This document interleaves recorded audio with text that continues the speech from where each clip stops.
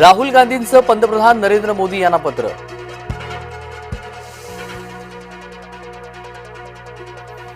जहाल नक्षलवादी हिडमा अटकेत.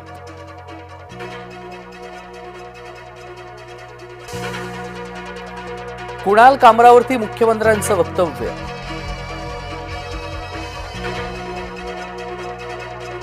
कुणाल कामराचा मुख्यमंत्र्यांना प्रतिप्रश्न.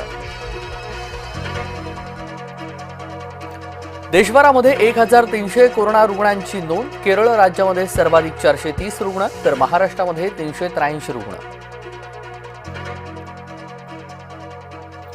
वैष्णवी आत्महत्या प्रकरणामध्ये सरकारी वकील म्हणून राजेश काविडिया नियुक्त. कसपटे कुटुंबाची मागणी राज्य सरकारकडून मान्य.